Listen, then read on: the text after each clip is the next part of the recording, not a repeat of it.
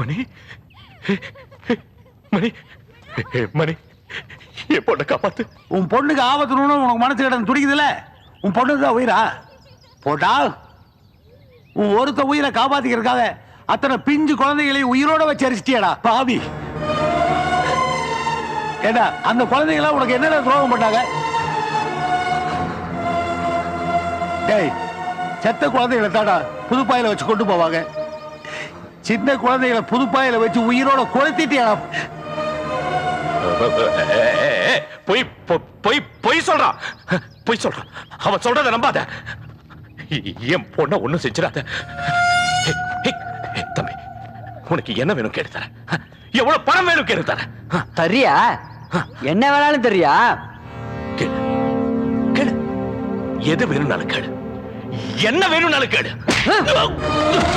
என் சிவாவை கொடு, என் மீராவை கொடு, என் கண்ணனை கொடு, என் முத்து மாணிக்கம் மீனாட்சி லட்சுமி என் பிள்ளைங்க எல்லாரையும் குடுறா.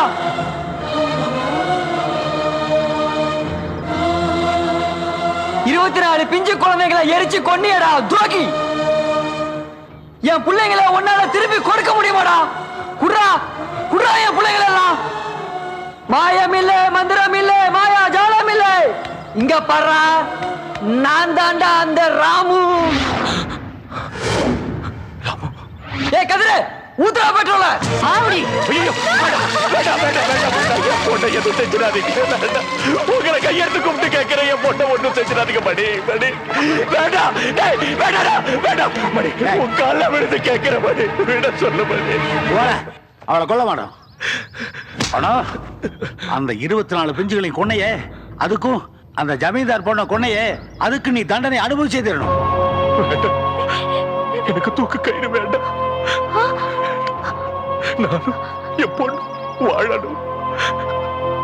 மணி, நீ என்ன சொன்னாலும் என்ன சொன்னாலும் என்ன சொன்னாலும் நான் செய்வேன்.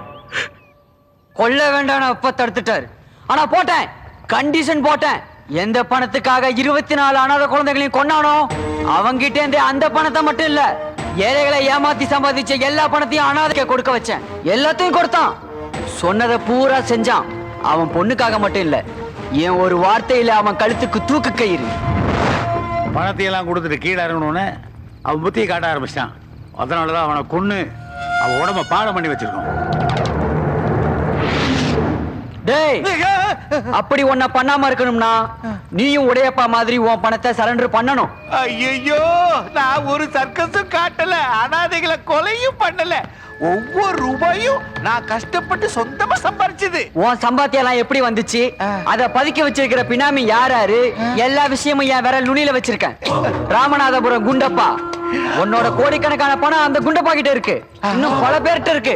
அத சரண்டர் பண்ணணும், இல்ல இப்பே உன பாடம் பண்ணிடுவேன். ஐயோ வேணாம், நீ என்ன சொன்னாலும் நான் கேட்கிறேன். மகாகணபதி, மகாகணபதி புகழ், மகாகணபதி, மகாகணபதி புகழ், மகாகணபதி. நான் எதை பேசுவது, உங்களுக்கெல்லாம் எப்படி ஆறுதல் சொல்வது என்று எனக்கு தெரியவில்லை. இந்த கட்சியை அரும்பாடுபட்டு வளர்த்த என் அருமை நண்பன் கணபதி என்னை ஆழ்ந்த துக்கத்தில் விட்டு விட்டு சென்று விட்டார்.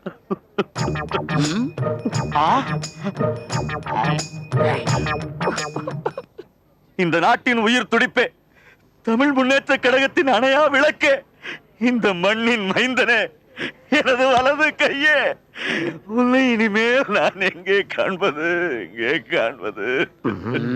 சென்டிமெண்ட் ஓட்டுக்காக எப்படி அடிக்கிறான் பாரு ஸ்டண்ட். ஸ்டண்டோ மின்டோ. நாளைக்கு கணபதியுடைய டெட் பாடியை கொடுக்கறதா சொல்லியிருக்கீங்க. இப்ப பாடிக்கு என்ன வழி? வேற வழியே இல்லைன்னு நீதான் டெட் பாடி. தலைவா, தலைவா, தலைவா, தலைவா, என் உயிரே நீதான் தலைவா. நீயே போனதுக்கு அப்புறம் இந்த உடல் எதுக்கு? பெட்ரோலை ஊத்தி அடிச்சு நான் சாக போறேன், நான் சாக போறேன். கிட்ட வந்தீங்க, உங்க மேல ஊத்தி நான் சாக போறேன். இருங்க சார், போனவர் போயிட்டாரு, நீங்களும் போயிட்டீங்கன்னா இந்த தமிழ்நாட்டை யார் சார் காப்பாத்துறது? என் தலைவர் கணபதியே போனதுக்கு அப்புறம் அப்புறம் என்னங்க தமிழ்நாடு? நான் போறேன் சுடுகாடு, நான் சாக போறேன். இருங்க சார். என்ன மோப்பம் பிடிக்கிறாங்க? பச்சை தண்ணி, பெட்ரோல், பச்சை தண்ணி, பெட்ரோலுங்க, பச்சை தண்ணிங்க. கண்டுக்காத, நான் போலீஸ் மந்திரியான உன்னை டிஜிபி அப்ப இது பெட்ரோல் தான் சார், பெட்ரோல் தான். வணக்கம். இந்த தேர்தல்ல நாம ஜெயிக்கணும். அதுக்கு என்னென்ன தந்திரத்தை கையாள முடியும்னு பார்க்கணும். தலைவரே, எலெக்ஷன்ல ஜெயிக்கணும்னா பணத்தை இறக்கணும். இது வரைக்கும் நம்ம கட்சிக்கு நிதி உதவி பண்ணிட்டு இருந்த உடையப்பா பணத்தை எல்லாம் சரண்டர் பண்ணிட்டு எங்க போனாருன்னே தெரியல. ராமநாதபுரம் குண்டப்பா 500 கோடியை சரண்டர் பண்ணிட்டு அவர் இருக்கிற இடமும் தெரியல. எதிரிகளை கடத்துற புத்தி இவங்களை தவிர எவனுக்கு இருக்கு? நம்ம போலீஸ் மந்திரி மகா கணபதியோட மரணம் தான் இந்த எலெக்ஷன்ல நம்ம துருப்பு சீட்டு. ராஜு, ராஜு, என்ன பெத்த ராஜா, என்னால தாங்க முடியலையப்பா. அப்பா இப்படி நம்மள தனியா விட்டுட்டு போயிட்டாருப்பா. காணாம போன எங்க அப்பா செத்துட்டாருன்னு எப்படி முடிவு பண்ணீங்க? அவரு எப்படி செத்தாருன்னு தெரியலப்பா. ஆனா உங்க அப்பா இப்ப உயிரோட இல்ல. டெத் சர்டிபிகேட் கூட டிஜிபி கொண்டு வந்துட்டாரு. அவரோட ஆத்மா சொர்க்கத்துல சாந்தி அடைஞ்சிருச்சு. நேரா பார்த்த மாதிரி சொல்றேன், அங்கேயே போயிட்டு வந்துட்டானா? அப்பா இறந்த துக்கத்தை உன்னால தாங்க முடியாதுன்னு எனக்கு தெரியும். அதனாலதான் இந்த தொகுதியில உன்னை வேட்பாளரா போட்டிருக்கேன். அதான் உங்க அப்பாவோட கடைசி ஆசை. அது எனக்கு தேவையில்ல. இத்தனை வருஷமா எங்க அப்பா கூட நான் இருந்திருக்கேன். சாக்கடை விட கேவலமானது உங்க அரசியல். எங்களை சாக்கடைன்னு சொல்றியே, நீ மட்டும் சாக்கடையில இருக்கிற பொண்ணத்தானே காதலிக்கிற? காதலிக்கிறது மட்டும் இல்ல, நான் கல்யாணம் பண்ணிக்க போறவளும் அவதான். அவளை பத்தி பேச வேண்டாம், அது என் சொந்த விஷயம். அவன் போனா போட்டும் தலைவரே. அமெரிக்காவில இருந்து ரிட்டர்ன் வந்த உங்க பையன் சுந்தரராஜன் நிக்க வைங்க, நாங்க ஜெயிக்க வைக்கிறோம். ஆமா தலைவரே. ஐயோ, சூப்பர் ஐடியா தலைவரே. ஓஹோ, உங்க பையன் மினிஸ்டர் ஆயிட்டா தமிழ்நாட்டோட கலரே சேஞ்ச் ஆயிடும். ஈஸ்ட்மன் கலர் ஆயிரும். அது கரெக்ட். ஆனா அவன் இன்னும் பால் மனம் மாறாத பச்சை புள்ளையா. அமெரிக்காவில் அவன் பேர்ல 10 கிரிமினல் கேஸ் இருக்கு. 15 பொம்பளை கேஸ். எல்லாரும் சேர்ந்து வந்திருக்கீங்க, என்ன விஷயம்? நம்ம ஊர்ல இப்ப ஜனங்களுக்கெல்லாம் ஒரே ஒரு ஆசை தான் இருக்கு. அதாவது வர்ற எலெக்ஷன்ல நம்ம ராமுவை எப்படியாவது நிக்க வைக்கணும். அப்படியா? Very good. நான் தான் அப்பவே சொன்னேன்ல, கலெக்டர் நமக்கு தான் சப்போர்ட் பண்ணுவாங்கன்னு. இந்த வேட்புமனை எப்படி தாக்கல் பண்றதுன்னு எங்களுக்கு தெரியல. அதனால நீங்க தான் கூட இருந்து எங்களுக்கு எல்லா உதவியும் செய்யணும். என்ன வேணும்னாலும் தாராளமா நான் உங்களுக்கு பண்ணி தருவேன். ஆனா ராமு, உங்க பேர் ஓட்டர் லிஸ்ட்ல இருக்கா? இல்லைங்க. அப்புறம் எப்படி எலெக்ஷன்ல நிக்க முடியும்? வாக்காளர் லிஸ்ட்ல பேர் இல்ல, ரேஷன் கார்டு இல்ல. இந்த மாதிரி ஏழைங்க, குடியுரிமை இல்லாதவங்க தான் நம்ம இந்திய சட்டம் சொல்லுது. ரேஷன் கார்டுக்காக நிறைய தடவை அலைஞ்சு பார்த்துட்டுங்க. நிரந்தரமான வீடு, அதுக்கு ஒரு நம்பரு, இன்னும் என்னென்னமோ கேட்குறாங்க. அதெல்லாம் எதுவுமே தான் எங்கிட்ட இல்லையே. என்ன இருந்தாலும் நாங்கள் இந்த நாட்டில் தானே பிறந்தோம், இங்கே தானே வாழ்ந்துட்டு இருக்கோம். நீங்க சொல்றது எல்லாம் சரிதான். ஆனா இந்த நாட்டுல குடியுரிமை இல்லாத ஜனங்க எலெக்ஷன்ல நிக்கிறதுக்கு சட்டத்துல இடம் இல்ல. இவ்வளவு ஜனங்க நிக்க சொல்றாங்க, அப்ப கூட நிக்க முடியாதுங்களா? ஜனங்க சொன்னா மட்டும் முடியாது ராமு, குடியுரிமை வேணுமே. குடியுரிமை குடியுரிமை. நாங்க ஒரு டீ வாங்கி குடிச்சாலும், அழுகுற குழந்தைக்கு ஒரு பன்னு வாங்கினாலும், மருந்து மாத்திரை வாங்கினாலும் அதுல எங்க காசு வரியாதானே அந்த அரசாங்கத்துக்கு போகுது. எங்க காசு மட்டும் இந்த அரசாங்கத்துக்கு வேணும், ஆனா எங்களுக்கு குடியுரிமை மட்டும் தர மாட்டாங்க. இல்ல என்ன செய்யறது ராமு? அதுதான் நம்ம சட்டம், நம்ம விதிமுறை. இத பாருங்க, நமக்கு இந்த சட்டம்லாம் ஒண்ணும் தெரியாதுங்க. நீங்க சொன்னீங்களே இந்த விதி இந்த முறை, இதெல்லாம் என்ன மாதிரி அடிபட்டவனுக்கு தெரியாதுங்க. நான் பேசுனது தப்பா இருந்தா என்ன மன்னிச்சிடுங்க. வாப்பா போலாம். மதிப்பிற்குரிய பெரியோர்களே, தாய்மார்களே, வாக்காளர் நண்பர்களே, வாலிப தோழர்களே, நமது தலைவரின் அருமை முதல்வர், நமது மாந்தோப்பு தொகுதியின் வேட்பாளர் திரு சுந்தரராஜன் அவர்கள் உங்களிடம் வாக்கு கேட்டு வந்து கொண்டிருக்கின்றார். உங்கள் ஓட்டு தேர் சின்னத்துக்கு, உங்கள் ஓட்டு சுந்தரராஜனுக்கு.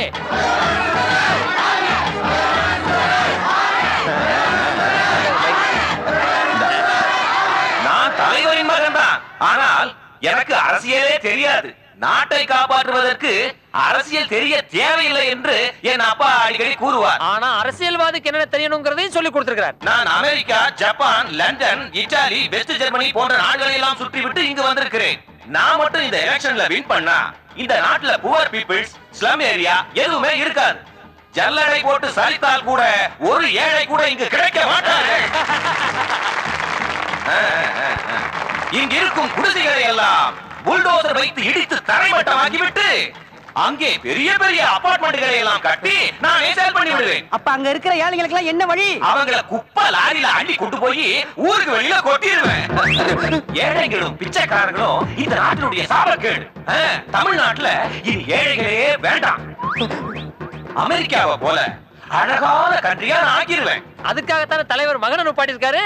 நான் ஜெயிச்சா இங்க இருக்கிற எல்லா பொம்பளைகளுக்கும் அமெரிக்காவில இருந்து 3 கப்பல்கள்ல ஜட்டிகளையும் பிராக்களையும் கொண்டு வந்து அதையெல்லாம் உங்களுக்கு இலவசமா கொடுத்து உங்களை எல்லாம் வெள்ளக்காரிகளா நான் நடத்துவேன். அப்போ பொம்பளைங்கள துணி இல்லாம நடக்கணுமா?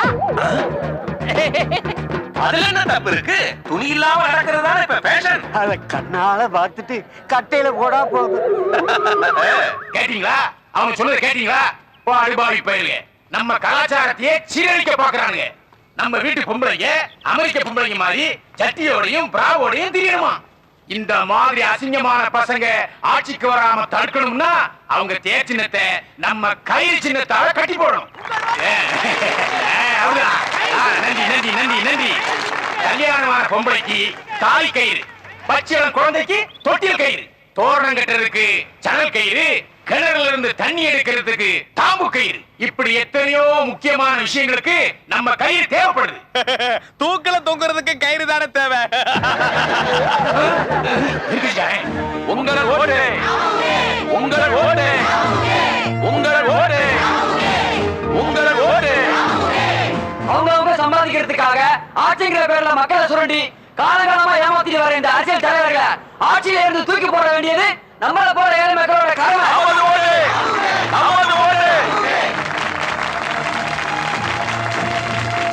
அதுக்காக நம்ம மாந்தப்பு தொகுதியில நீங்க என்ன ஜெயிக்க வைக்கணும். ஆனா இந்த தொகுதியில அந்த 2 வேட்பாளரை எழுத்து நிக்கிற இந்த நெல்லிக்குப்போ ராமோட பேரு ஓட்டு பட்டியல்ல இல்ல. காரணம், நான் ரேஷன் கார்டு இல்லாதவன், விலாசம் இல்லாதவன், அனாதை. இந்தியாவில் பிறந்த நான் அனாதைங்கிறதுனால, தெருவுல வாழ்ந்தேங்கிறதுனால இந்த அரசாங்கத்தோட எந்த சலுகைக்கு உதவிக்கு அருகதை இல்லாதவனா ஆயிட்டேன். என்ன போல அட்ரஸ் இல்லாத பிளாட்ஃபார்ம்ல வாழ்ற அனாதைகளோட எண்ணிக்கை நம்மளோட பறந்து விரிஞ்ச இந்த இந்திய தேசத்துல 10 கோடிக்கு மேலேன்னு சொன்னா உங்களால நம்ப முடியுதா? ஆனா அதுதான் உண்மை, சத்தியம். காமத்துக்காக பெத்துக்கிட்டு மானத்துக்காக தூக்கி எறிஞ்சாங்க எங்களை. எங்க பொறுப்பை தப்பானதுங்க. அனாதையா பிறந்தது ஏன் குத்தமா? தாய் தகப்ப இல்லாம போனது ஏன் குத்தமா? ஜாதி மதம் தெரியாம போனது ஏன் குத்தமா? எனக்கு குடியுரிமை தராதது, இந்த தேர்தலில் நிக்க முடியாம போனது எல்லாம் ஏன் குத்தமா? இது அத்தனை இந்த அரசாங்கத்தோட குத்தம் இல்லையா? சொல்லுங்க, நீங்களே சொல்லுங்க. இந்த பூமியில பிறக்கிற ஒவ்வொரு குழந்தையும் கடவுளோட புள்ள. உயிர் வாழ்ற உரிமை அவங்க எல்லாருக்குமே பொதுவானது பெரியவங்க சொல்லி இருக்கிறாங்க. அது உண்மைனா இந்த பூமியில இருக்கிற சகல செல்வங்களும் சொத்துக்களும் இங்க பிறக்கிற ஒவ்வொரு உயிருக்கும் சமமானதாகவும் பொதுவானதாகவும் இருக்கணும். அப்படி இல்லைன்னா பிறந்து விழுந்த அனாதையை அப்பவே கொண்டுடணும். அதுக்கு சட்டம் இருக்கா நம்ம நாட்டுல? இல்ல. ஏன்னா நம்ம நாட்டு சட்டம் பணக்காரனுக்காக பணக்காரனால உருவாக்கப்பட்டது. அதனாலதான் என்ன மாதிரி லட்சக்கணக்கான ராமுக்கள் இங்க வாழ்க்கையை தொலைச்சிட்டு இருக்காங்க. ஆனா இந்த ராமு அப்படி தொலைக்க தயாரா இல்ல. இந்த தேர்தலில் அரசாங்கத்துக்கு நான் ஒரு சவால் வைக்கிறேன். இந்த தொகுதி வாக்காளர்கள் எல்லாரும் கண்டிப்பா ஓட்டுச்சாவடிக்கு போகணும், எனக்கு ஓட்டு போடணும். அது எப்படி தம்பி? ஓட்டு சீட்டுல பேர் இல்லாத எனக்கு எப்படி ஓட்டு போடுறதுன்னு கேக்குறீங்களா? அதுக்கு ஒரு வழி இருக்கு. நீங்க எல்லாரும் என் மேல உண்மையான மதிப்பு வச்சிருந்தா எல்லாரும் ஓட்டுச்சாவடிக்கு போயிட்டு ஓட்டு சீட்டு வாங்கி உங்க விரல்ல மை வச்ச அப்புறம் யாருக்கும் முத்திரையிடாம ஓட்டு பெட்டியில போடணும். தேர்தல் ரிசல்ட் வரும்போது முத்திரையில்லாத ஓட்டுகள் அதிகமா இருந்தா அது செல்லாத ஓட்டு இல்ல, இந்த ராமோட ஓட்டு. நான் ஜெயிச்சிட்டேன்னு அர்த்தம். அப்படி நடந்தா என்ன இந்த தொகுதி எம்எல்ஏவை அறிவிக்க இந்த அரசாங்கம் தயாரா? இவனுக்கு என்ன பைத்தியம் பிடிச்சிருச்சா? பைத்தியமோ கீத்தியமோ, கூட்டத்தை பாத்தீங்கல்ல, அங்க கை தட்டுறது இங்க காது கிழியுது. தலைவர் சொல்றது சரிதான் சார். அவனை இப்பவே மென்டல் ஆஸ்பத்திரியில சேர்க்கணும். அவன் சொன்ன மாதிரி அத்தனை பேரும் ஓட்டு போடாம போனா கண்டிப்பா என் பையன் ஜெயிச்சிருவான். அது எப்படி? நம்ம கட்சி ஓட்டு நமக்கு தானே போடுவாங்க, வெளியில போட மாட்டாங்கல்ல. போச்சு சார். உங்க பையன் சுந்தரராஜனை ஏத்து நிக்கிற ராமு புதுசா பிரச்சாரம் பண்றாரு, அதை பத்தி உங்க கருத்து என்ன சார்? நீங்க சொல்ற ராம என்ன வேட்பாளரா? அவன் ஏதோ மூளை குழம்பி சீட்டு கிடைக்காத ஆத்திரத்துல ஏதோ கத்திட்டு கிடக்குறான். சட்ட பிரகாரம் பார்த்தா அவன் இப்ப பண்ணிக்கிட்டு இருக்கிற பிரச்சாரமே தப்புயா. அவன் பேசுறது போய் பெருசா எடுத்துக்கிட்டு எங்கிட்ட வந்துட்டீங்களே. வேற எதுவும் நியூஸ் உங்களுக்கு பரபரப்பா கிடைக்கலையா? அப்படி சாதாரண விஷயம் இல்ல சார். இன்னைக்கு அந்த ராமுவோட பேச்சு தான் டாக் ஆஃப் தி டவுனா இருக்கு. அவரால அதிக ஓட்ட பிரிக்க முடியும்னு ஜனங்க பேசிக்கிறாங்க சார். அதனால உங்க பையனோட வெற்றி. இங்க பாருமா, அந்த கிறுக்கு பையன் ராமு சொன்ன மாதிரி முத்திர போடாத ஓட்டு பொட்டியில விழுந்தாலும் அது என் பையன் வாங்குற ஓட்டுல கால்வாசி கூட தேராது. அதுவே அதிகமா விழுந்தா என்ன சார் செய்வீங்க? அப்படி விழுந்தா அந்த ராமுவை நானு எங்க அமைச்சரவையில ஹோம் மினிஸ்டராவே ஆக்கிடுறேன். போதுமா?